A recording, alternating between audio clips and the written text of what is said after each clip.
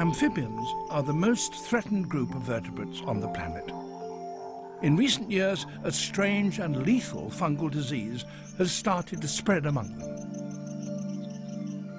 The golden frog, which lives only in one small area in Panama, was in particular danger as the disease is already on the frontier of its territory.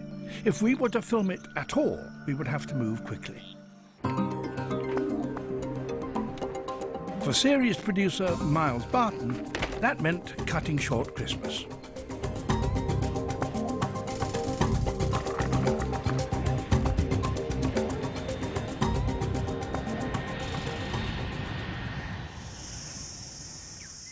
We had been told that in Panama, the frog's few remaining breeding streams were being rapidly destroyed by the building of a new road, making the last tiny population even more at risk from the disease.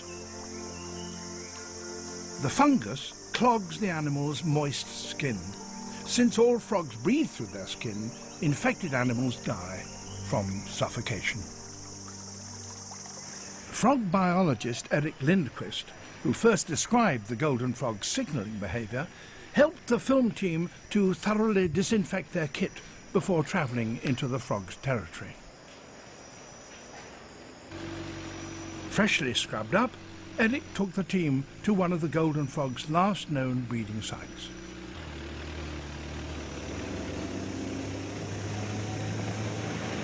But would they still be there? Yeah, you hear that? That's a male calling.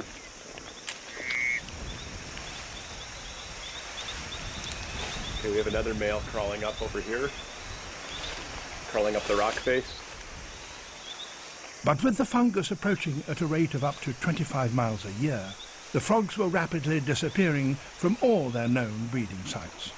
The advance crew immediately set about filming as much of the behaviour as they could.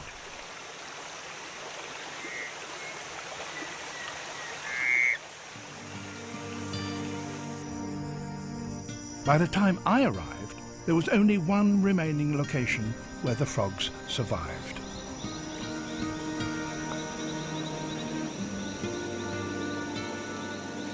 Where exactly are we going? I would prefer not saying precisely. You see, this is really the last population of the golden frog left in the wild. And historically, the locals have been collecting out these animals as good luck talismans. And so now, left with just one population, I'm concerned that if the secret locality gets given out, there'll be international collectors that would come. Really? Sure. They're rare enough now where many people would pay top dollar for these animals. Were they ever what you might call common? When I talk to people who have been here in the past, that the populations were so abundant that one would have to watch where they're stepping to keep from killing one. Really? Yes. Eric has his own low-tech method of finding them, which he assures me normally works.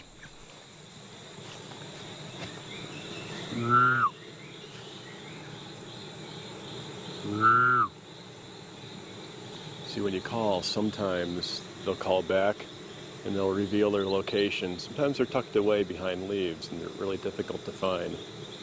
Hopefully we can elicit a response.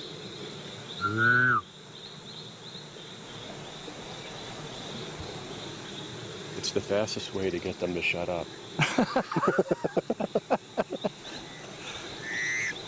Was that him? Yeah, listen. So they're here. They're here. There's one over here.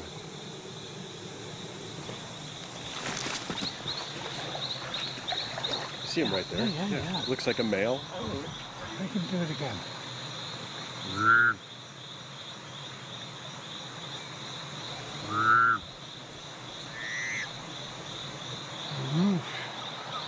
You have to hum and whistle at the same time. Can't do it. See if he can.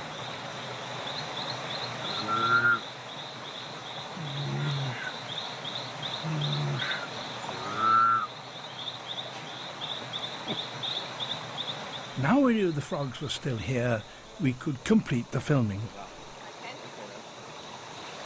The local people have always treasured their remarkable little frog, but Eric was the first to document its signalling behaviour.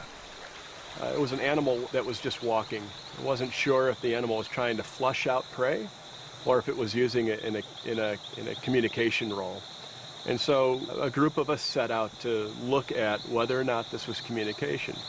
We tried mirror presentations to the animals, and when you presented them with a mirror, they would hand wave at the mirror, as opposed to, say, maybe the back side of a mirror that didn't have a reflective surface.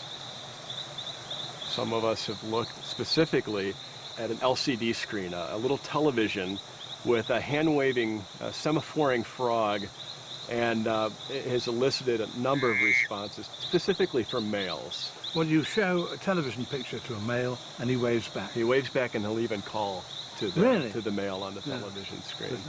It's really fascinating. Yeah, absolutely. They then experimented with a life-size plastic model complete with waving arm, the sort of high-tech gear I thought I might manage to operate myself.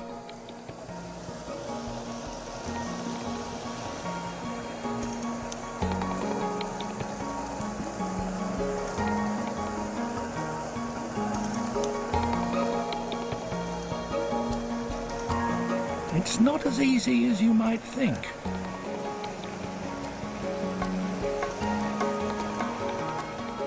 Eric showed me how it should be done. You've got to get that slow motion wave just right.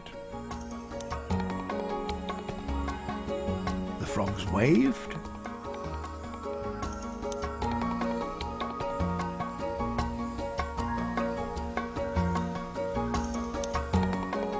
They called.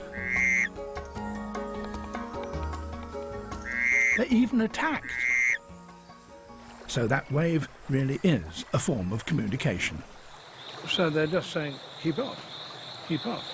Huh? Is that right? We're not sure. Sometimes there seem to be certain hand waves that may indicate appeasement, showing that I'm just walking through perhaps your territory. Don't bother me. Really? Yeah. Ah, please. But how endangered is the golden frog? This is it. What you see, you're going to be the last crew to film these in the wild. And indeed, we were. Soon after finishing filming, the local scientists decided the time had come to take all the surviving golden frogs into captivity before the fungus arrives here and kills them all. They, and other rare species of frog also threatened, were being brought back to a special frog hospital where I was introduced to some of the other patients. So what are these? They're nocturnal also. Here, they're being treated daily with a fungicide. But without a vaccine to protect them, and with the fungus still at large in the forest, they can't be reintroduced into their proper home.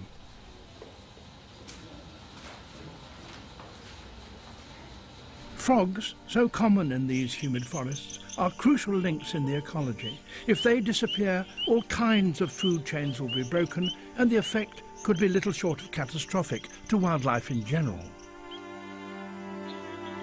And sadly, for now at least, it seems that the golden frog has waved its last in the wild.